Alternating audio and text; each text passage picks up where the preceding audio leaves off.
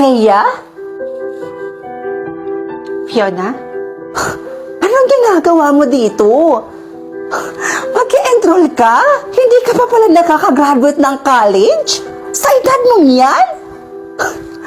Tsaka, bakit ganyan yung suot mo? Alam mo bang pribadong eskwelahan nito? Nakakahiya ka? Parang napulot sa basurahan yung suot mo. Grabe ka naman.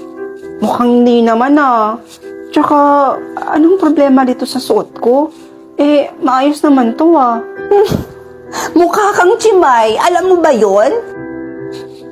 Hindi ka rin pwede mag-enroll dito dahil nakakahiya ka. Tsaka tingnan mo nga yung suot mo. Ang pangit. Mukhang galing pa yata yan sa ukay-ukay. By the way, gusto mo ba ilibot kita dito? Sa school na pinapangarap mo nung high school tayo. Baka mamaya kasi sabihin mong ang sama naman ng ugali ko. Sige ba? Ikaw na lang maglibot sa akin dito. Total, hindi ko rin kabisado dito eh. So, pwede bang ikaw na lang magbitbit ng mga gamit ko? Oo naman, okay lang sa akin. Sige, akin na. Ako na lang magdadala nitong gamit mo. Alam mo, ganyan na ganyan yung mga ugali ng mga estudyanteng bobo na ang hilig magsip-sip sa mga teacher. Right? Mukhang bagay naman sa'yo.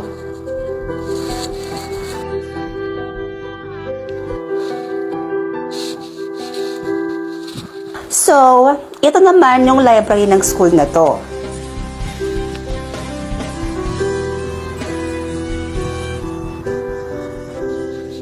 Saan ka pwedeng ilagay itong tsinelas ko? Naka-tsinelas ka lang? Wala ka bang sapatos? Ang dugyot mo naman! Bakit ka hinahiyaang makapasok ng guard dito? And by the way, di ba natalino ka? Bakit hindi ka nakapagtapos ng pag-aaral mo?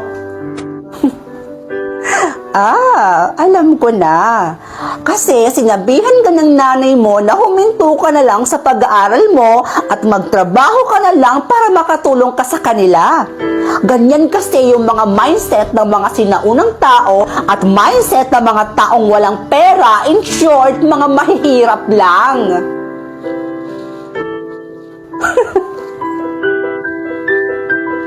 Siya nga pala, congrats. Napaka-successful mo na. Isa pa, teacher ka na ngayon. Sinabi mo pa? Naiinggit ka, no? Kasi akalain mo yon? Teacher na ako ngayon dito sa eskwelahang pinapangarap mo nung high school tayo. At 8 subject pa ang hawak ko. Kaya mo yon? Ang galing mo naman. Kahanga-hanga talaga. Talaga? Kaya akin na nga yung mga gamit ko. Baka kasi may mawala pa dito. Sa sobrang pagkainggit mo sa akin. Ma'am Fiona? Good morning, Ma'am Fiona. Good morning, Teacher Fiona. Good morning, Ma'am. Kita mo yon? Ganun na ganun talaga yung klase ng mga estudyanteng mahihina ang utak. Babatiin ka nila, tapos sisip-sip sa'yo para taasan yung grado nila. Di pagawain mo yun ng high school tayo? Alam mo, hindi porket na binabate o binibitbit ng mga estudyante yung mga gamit mo sa tuwing nakikita kanila, ibig sabihin na nun sumisip-sip o mahihina na ang kanilang mga utak. Ang pagbate ng isang estudyante sa isang guro ay sumisimbolo yon ng paggalang at pagrespeto. Teka, hawak mo ba yung mga estudyanteng yon? Hindi, pero kahit anong sabihin mo, bobo pa rin ang tawag doon. Sige na, makakaalis ka na. Kasi darating ngayon yung bagong principal dito sa eskwelahang ito. And for sure, kapag nakita ka nun, parehas lang kami ng magiging reaction. Dahil dyan sa suot mo, baka mas pagtawanan ka pa nga nun eh. Miss Principal, ano mong ginagawa niyo dito?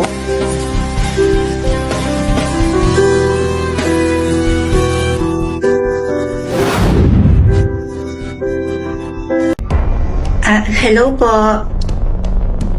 Ma'am, hindi po ba bag niyo po ito? Naiwan niyo po kasi sa bus kanina.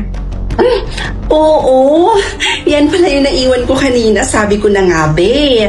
Halika muna dito, pumasok ka muna.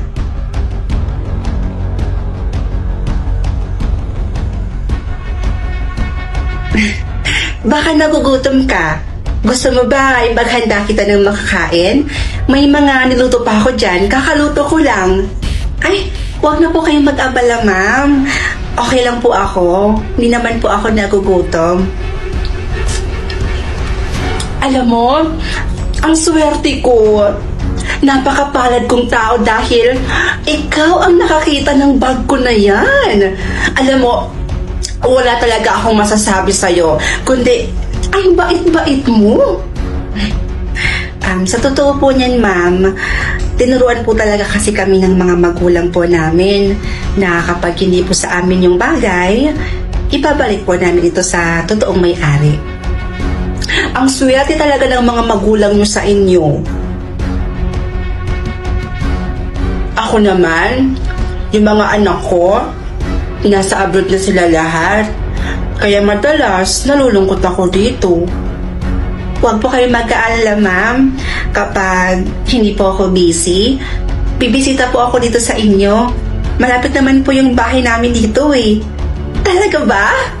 Last week, nawala si Agatha. Tapos kahapon si Joyce. Hindi ka ba nagtataka, Karen, kung bakit isa-isa tayong nawawala? Simula nung makilala mo yung Lucy na yan, yung bago mong best friend, siguro na-obsess na talaga sa'yo yung babaeng yan. Ayaw nila siguro may ibang umaligid sa'yo, kaya isa-isa na tayong tinutsugi. Sana ma-realize mo yun, Karen. Oy, bes ha, sumusobra ka na. Pagbibintang na yung ginagawa mo, nananahimik naman si Ma'am Lucy. Isa pa, ang bait kaya ng taong yun. Kaya hindi niya talaga deserve tong pagbibintang na to. Oh, dito na pala. Bes, ibaba mo na ako dyan. Karen? Kanina pa kita hinihintay. Alam mo, ipinagluto kita ng paborito mong ulam. Kapag ako na ang nawala, yun na yung sign na totoo lahat ng sinasabi ko sa'yo. Alis na ako.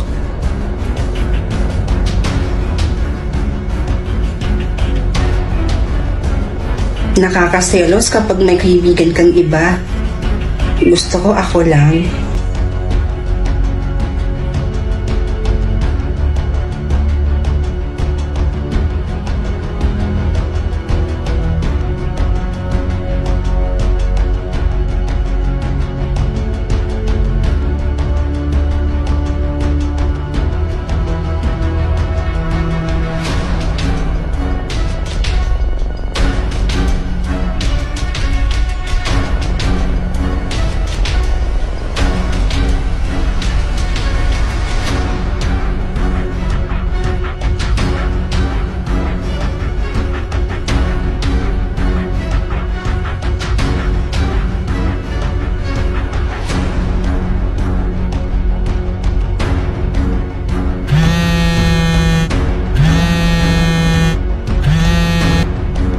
Hello po, tita?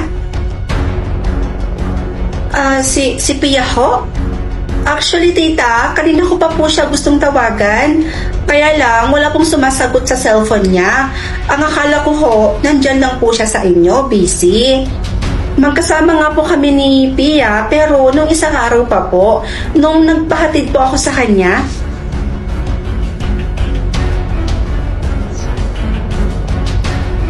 Po?